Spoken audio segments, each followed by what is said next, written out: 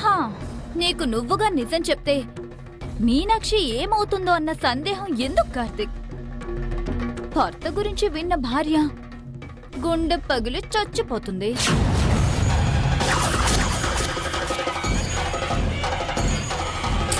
పాపం, తండ్రి చచ్చిపోయాడని ఇప్పటికే మీనాక్షి సగం చచ్చింది.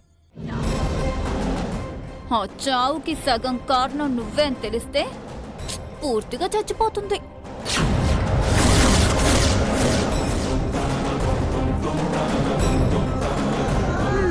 మీ పశ్చాత్తాపంతో మీ భార్యని బలి తీసుకుంటారో, నోరు మూసుకొని బ్రతికించుకుంటారో మీ ఇష్టం.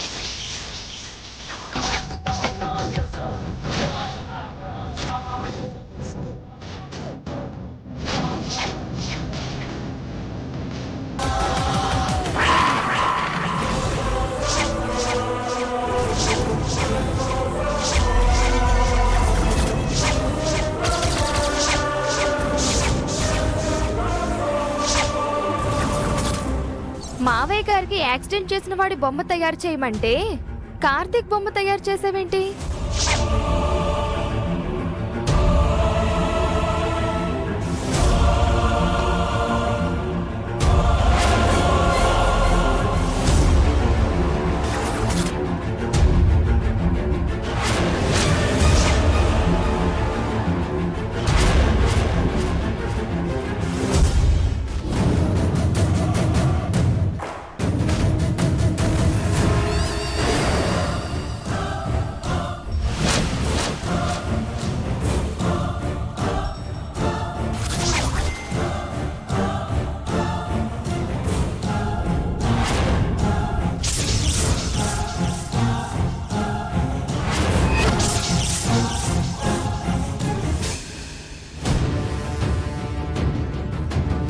ఈ కేసుకి వీళ్ళకి ఏదో సంబంధం ఉందన్న అనుమానం. లేకపోతే మీనాక్షి యాక్సిడెంట్ చేసిన వాడి బొమ్మ చేయమంటే భర్త బొమ్మ చేయడమేంటి? నన్ను చూసి కార్తిక్ రోషిని భయపడమేంటి?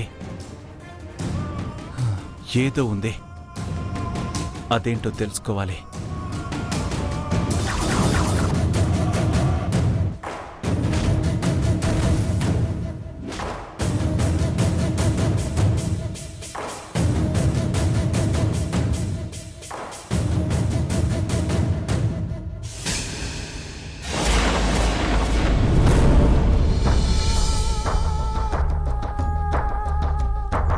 మీనాక్షమ్మ ఎక్కడుందమ్మా?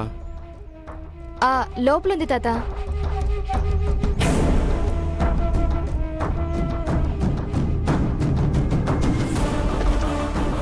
మీనాక్షమ్మ,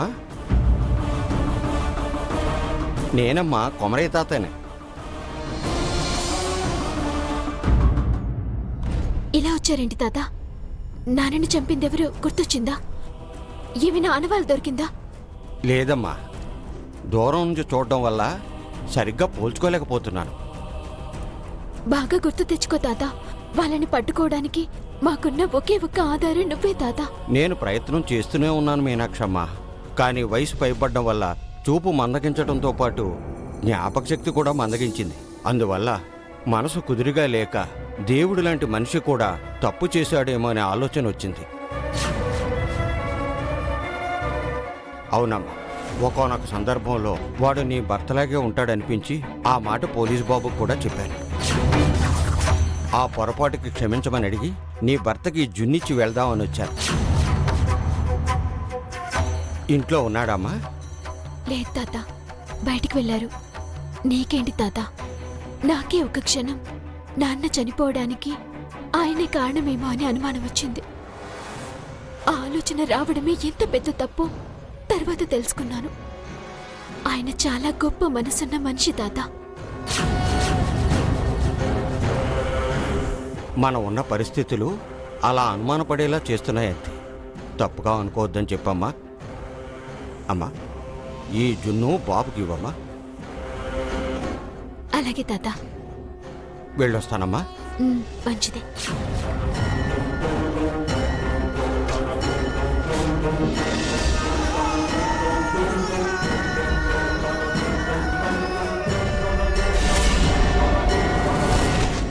తప్పైపోయిందమ్మా. అయ్యయ్యో పర్లేదు తాత, నేను తీస్తానులే.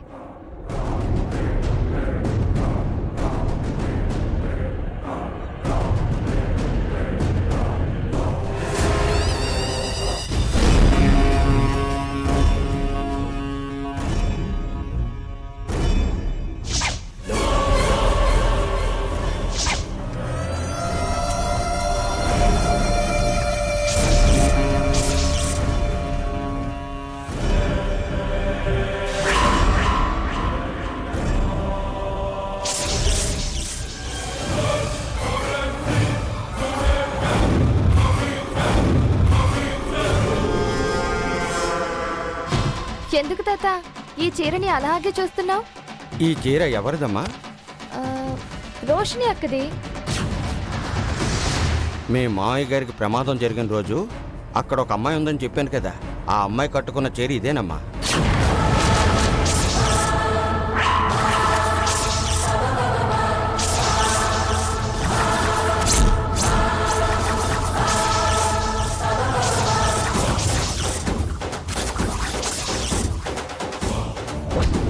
సరిగ్గా చూసావు తాత, ఆ చీరేనా?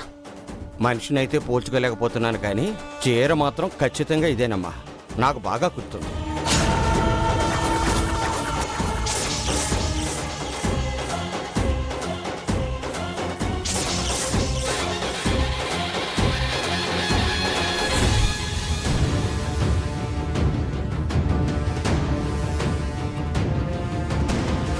నాకెందుకో మొదటి నుంచి ఆవిడ గారి ప్రవర్తన మీద అనుమానంగానే ఉంది.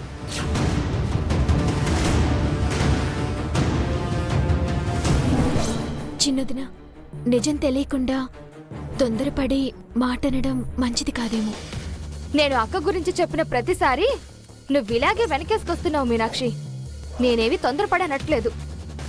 తాత చెప్పిన చీర అక్కదే, నాకు బాగా గుర్తుంది. మావయ్య గారికి యాక్సిడెంట్ అయి హాస్పిటల్లో ఉన్నప్పుడు అక్క కూడా ఇదే చీర కట్టుకుంది. మహేశ్వరి,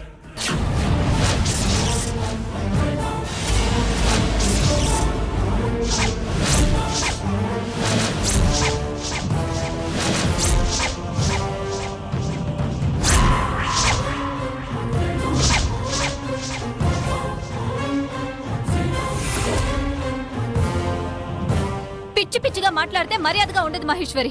నీకు నా ప్రవర్తన మీద అనుమానం కాదు, ఎందుకో కావాలని ఈ ఇంట్లో నన్ను తప్పుడు మనిషిగా చూపించాలని మొదటి నుంచి నువ్వు ప్రయత్నం చేస్తూనే ఉన్నావు.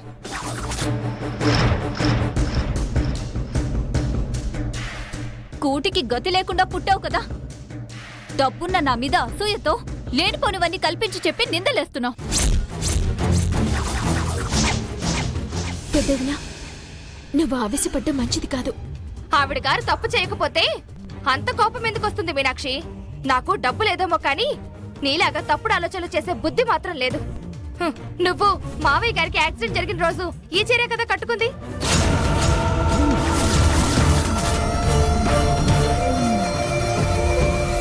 మావయ్య గారు పోయిన దగ్గర నుంచి మీనాక్షి కార్తీక్ మధ్యలో దూరి వీలున్నంత వరకు వాళ్ల మధ్యలోనే ఉండాలని ప్రయత్నం చేయట్లేదా?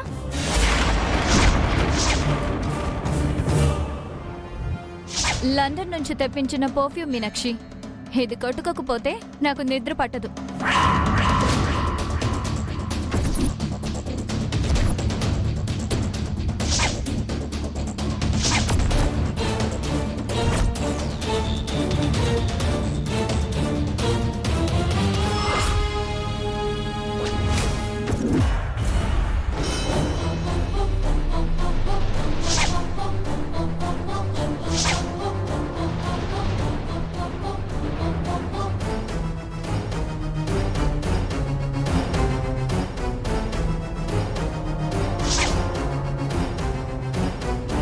శంకర్ గారు ఇంటికొచ్చిన ప్రతిసారి ఆయన చూసి నువ్వు కంగారు పడట్లేదా?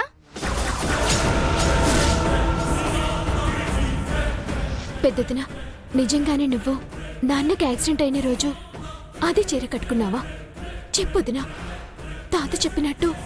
అంటే అంటే ఏంటి మీనాక్షి, నువ్వు కూడా నన్ను అనుమానిస్తున్నావా?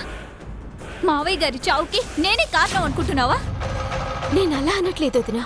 తాతేమో ఇదే చీర గొడవ జరిగిన దగ్గర అమ్మాయి కట్టుకుంది అంటున్నాడు. అదే రోజు నువ్వు ఈ చీరలో ఉన్నావని చిన్నదిన అంటుంది. అందుకే వాస్తవం ఏంటో తెలుసుకుందామని అలా అడిగాను. నేనేంటో నీకు తెలీదా మీనాక్షి? నేనన్ని సుఖాలు వదులుకొని ఈ ఇంట్లో మీకోసం ఉంటుంటే నన్నే తప్పు పడతారా? నువ్వు అనుమానించింది నన్ను కాదు మీనాక్షి, ఒక అమ్మ స్థానాన్ని. నేనే తప్పు చేయలేదని ఇప్పుడే నిరూపిస్తాను.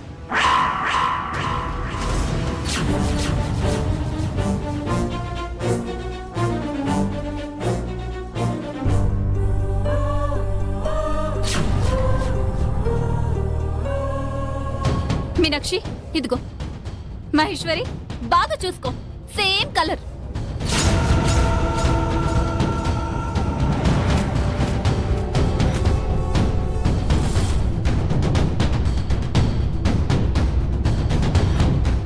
నా చీర నా దగ్గరే ఉంది. మనిషిని పోలిన మనుషులున్నట్టు చీరను పోలిన చీరలు ఉంటాయి. ఒకే రకమైన చీరలు మార్కెట్లో ఎన్ని కావాలంటే అన్ని దొరుకుతాయి.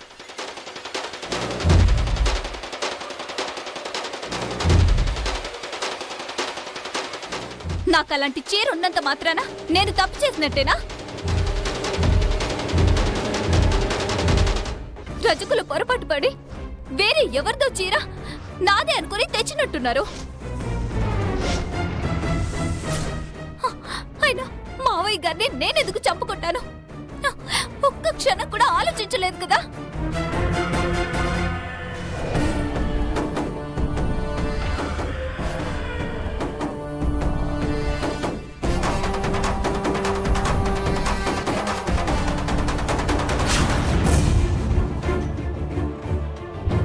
వదినా,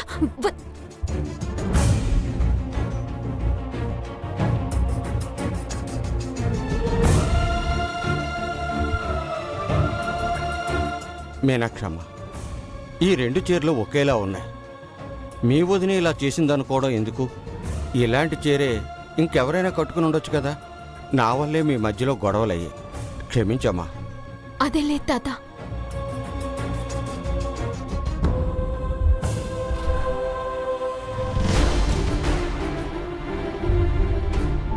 మీనాక్షి, అక్క మీద నాకు పర్సనల్గా ఏ కోపమూ లేదు. నాకు అనిపించింది, నాకు తెలిసింది మాత్రమే చెప్తున్నాను. అక్క ప్రవర్తనలో తేడా ఉంది అన్న మాట మాత్రం నిజం. ఇదే చీర ఆ రోజు కట్టుకుంది అన్న మాట కూడా వాస్తవమే. పూర్తి ఆధారాలు దొరికే వరకు మనం ఆవేశపడకూడదు చిన్నదిన. ఇది కుటుంబ పరువుకి సంబంధించిన విషయం. అన్నయ్య జీవితం కోసమైనా నువ్వు తొందరపడకూడదు. పెద్దదిన చీర పెద్దదిన దగ్గరే ఉంది కదా. ఇప్పుడు తనకి ఏమని సమాధానం చెప్తాం చెప్పు?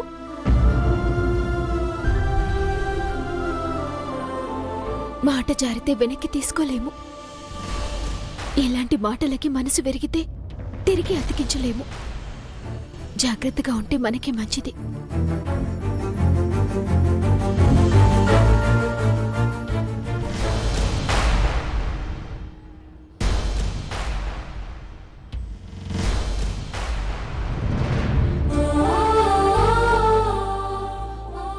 పెద్దదిన బాధపడుతూ ఉంటుంది.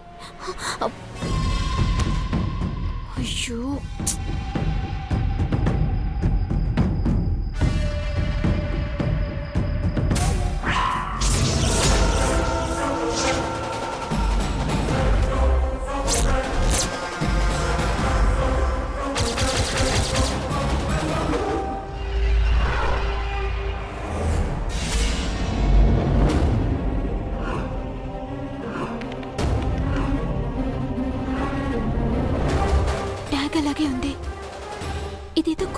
చీరలా ఉంది. ఫాల్ కూడా కుట్టలేదంటే ఇది కొత్త చీరే. అంటే రజకుల ఇస్త్రీ చీరల్లా ఉంది. పెద్దదిన చీరేనా? తాత చెప్పిన ప్రకారం గొడవ జరిగిన రోజు ఒకవేళ పెద్దదిన అక్కడే ఉందా?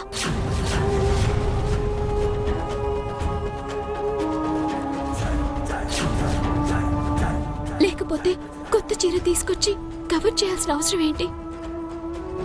అంటే అంటే నాన్న చావు వెనుక వదిన కూడా ఉంటుంటుందా?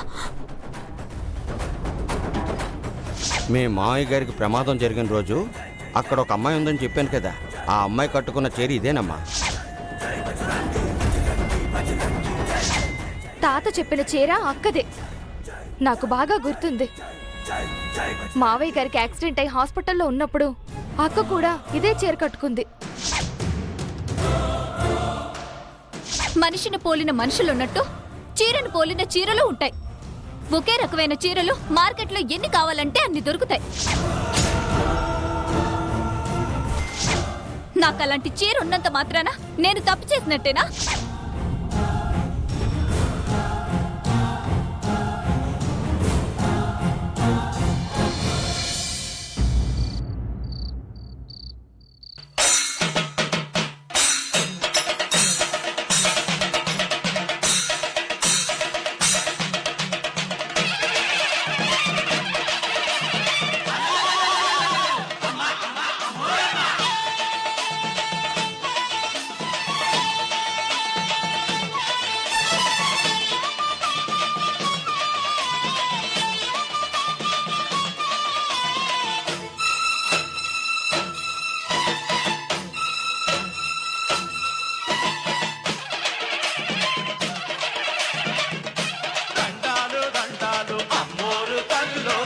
కోటి దండాలు మాయమ్మ తల్లో, పొట్టేళ్ళు తెచ్చాము అమ్మోరు తల్లో, పొంగళ్ళు పెట్టాము మాయమ్మ తల్లో, ఆరగించి మమ్మేలు అమ్మోరు తల్లు.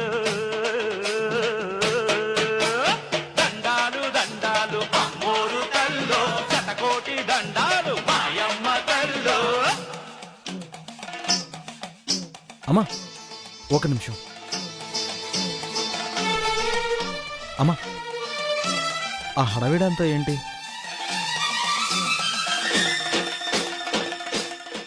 ఇది సత్యమ్మ తల్లి గుడి బాబు. ఇక్కడ ప్రతి శుక్రవారం అగ్నిగుండం పెడతారు.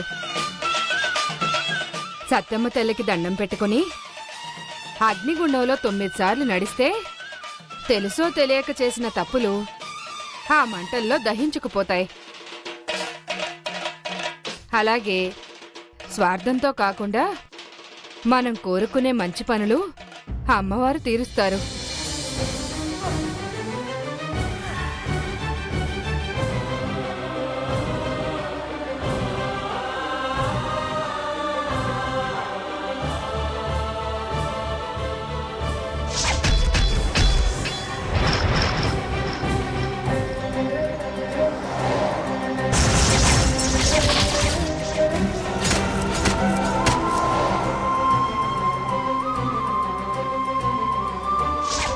తప్పు చేసావు కార్తీక్. ఎవరి మీదో పగ తీర్చుకోవడానికి నీ స్వార్థం కోసం ఒక ఆడపిల్ల జీవితాన్ని నాశనం చేశావు. ఆవిడ ఎక్కువ రోజులు బ్రతకరు.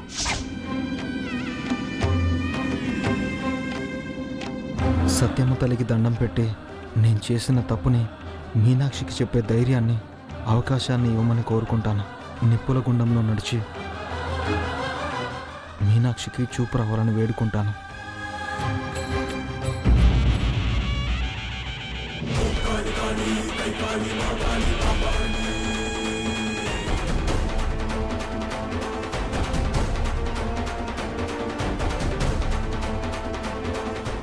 ఓం హిరణ్యవర్ణాం హరిణీం సువర్ణరజతస్రజాం చంద్రాం హిరణ్మయీం లక్ష్మీం జాతవేదీం లక్ష్మీం జాతవేదో మమావహ తాం ఆవహజాత వేదో లక్ష్మీమనపగామినీం తల్లి, యస్యాం నీ హిరణ్యం మహిమల గురించి ఇప్పుడే తెలిసింది. నేను చేసిన తప్పు నీకు తెలిసే ఉంటుంది. ఈ రోజే మీనాక్షికి చెప్పే అవకాశాన్ని ఇచ్చి తొందరలోనే మీనాక్షికి చూపుచ్చేలా చేయి తల్లి. హిరణ్యప్రాకారామార్ధ్రాం జ్వలంతీం తృప్తాం తర్పయంతీం పద్మే స్థితాం పద్మవర్ణాం తామిహోపహ్వయే శ్రియం